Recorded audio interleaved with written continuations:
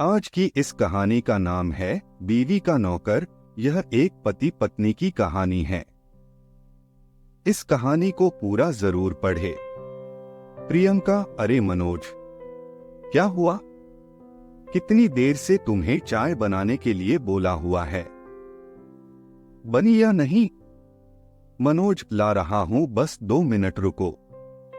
वो दूध लेने गया तो वहां भीड़ बहुत थी, इसलिए आज तुम्हारी सुबह की चाय थोड़ी लेट हो गई।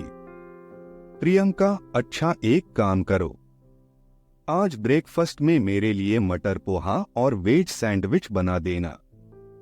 प्रियंका को घर के काम करने पसंद नहीं थे। शादी के बाद वो सिर्फ अपने ऊपर ही ध्यान देती थी और मनोज ऑफिस के साथ साथ घर के सारे काम भी देखता था। इसी कारण मनोज ने अपने ऊपर ध्यान देना बंद कर दिया था। ऐसे ही एक दिन प्रियंका, मनोज, अच्छा हुआ ऑफिस से जल्दी आ गए। हमें कल सुबह की गाड़ी से जाना है, तो तुम मेरी साड़ियां प्रेस करके अटैची लगा लो और सुबह जल्दी उठकर आलू पूरी बनाकर पैक कर लेना। मुझे फिर रास्ते में ट्रेन में भूख लगेगी। अच्छा, रसोई समेट लेना, मैं सोने जा रही हूं, मुझे नींद आ रही है। मनोज, ठीक है, तुम आराम से सो जाओ, मैं सब काम कर दूंगा। प्रियंका खर्राटे लेकर सो जाती है।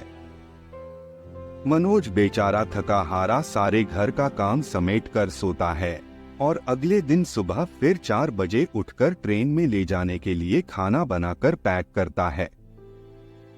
प्रियंका अपने आप को संवारने में ही लगी रहती है। वो तो अपना एक दुपट्टा तक भी अटैची में खुद से नहीं रखती। पूरी अटैची मनोज तैयार करता है और दोनों शादी में दिल्ली पहुंचते हैं। प्रियंका मनोज को बाहर छोड़ देती है और खुद होटल के अंदर चली जाती है। मनोज बेचारा अकेले ही अटैची और बैग उठाकर अंदर जाने लगता है। गार्ड, 7 स्टार होटल है, तुम अंदर नहीं जा सकते। मनोज, तुम जानते भी हो मैं कौन हूं। गार्ड देखने से तो अब क्या ही बोलें।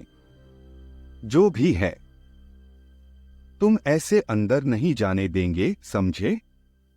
अंदर बड़े बड़े लोगों ने होटल के कमरे बुक किए हुए हैं। पता चले किसी का सामान इधर से उधर हो गया तो। मनोज फोन पर, प्रियंका, तुम कहो, ये लोग मुझे अंदर नहीं आने दे रहे हैं। प्रियंका, अच्छा रुको, मैं अभी आती हूं। प्रियंका, गार्ड से क्या हुआ? तुम इन्हें अंदर क्यों नहीं आने दे रहे हो? प्रियंका की दोस्त, सॉरी जीजू, आपको इतनी परेशानी हुई। गार्ड, सॉरी सर, हम आपको पहचान नहीं पाए। प्रियंका, मैंने तुम्हें कहा था ना कि कुछ नए कपड़े खरीद लो। करा दी ना मेरी बेइज्जती सब लोगों के बीच में। अब देखो मैं कितनी सुंदर लग रही हूं और तुम मेरे साथ चलते हुए कितने बेकार लग रहे हो। मनोज बेचारा चुपचाप प्रियंका की सारी बातें सुनता रहा। गलती उसकी नहीं थी, उसके पास इतना समय नहीं था कि वो अपने कपड़े भी ढंग से बदल पाता या नए कपड़े खरीद पाता। मनोज सारा दिन तो ऑफिस और घर के कामों में व्यस्त रहता है और अब अपनी सहेली की शादी के फंक्शन में भी प्रियंका ने मनोज को नौकर बनाकर रखा हुआ था।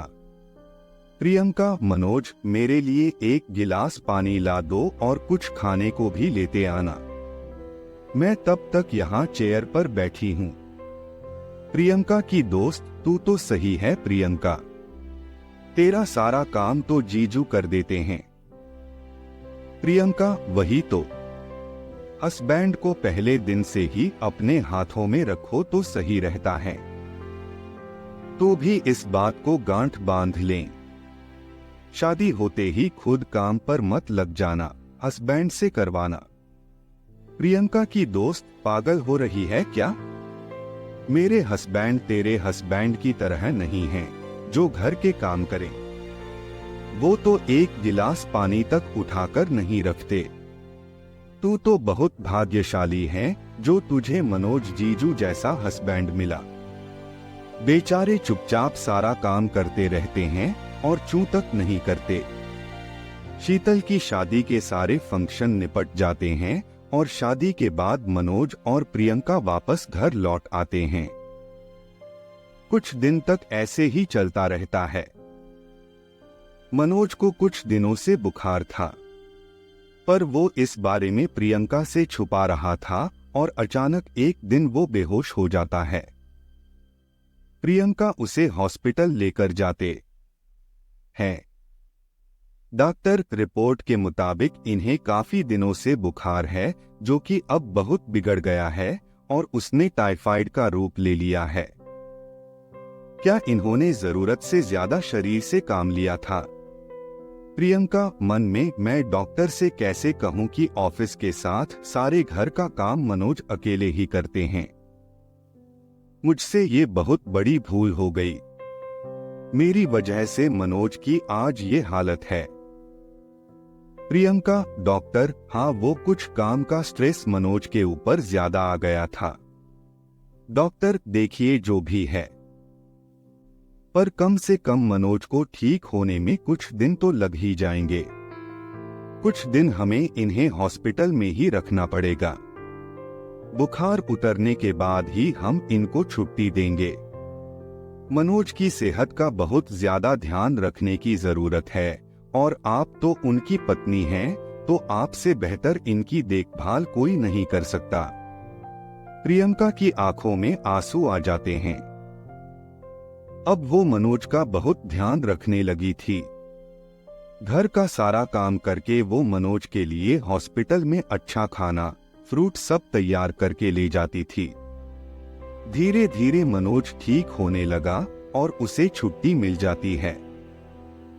मनोज घर जाता है।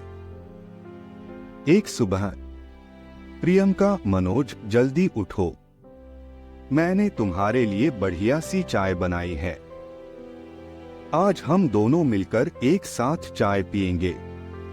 उसके बाद मैं तुम्हारी पसंद का लंच रेडी करूंगी और तुम मुझे ऑफिस से फोन करके बता देना कि लंच कैसा बना है। मनोज, प्रियंका, तुमने मेरी कितनी देखभाल की है।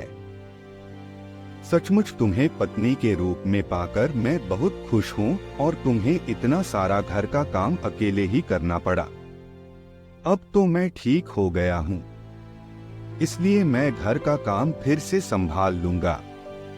प्रियंका, मनोज, मैं नहीं, हम दोनों मिलकर इस घर को संभाल लेंगे। हाँ मनोज, मैं गलत थी।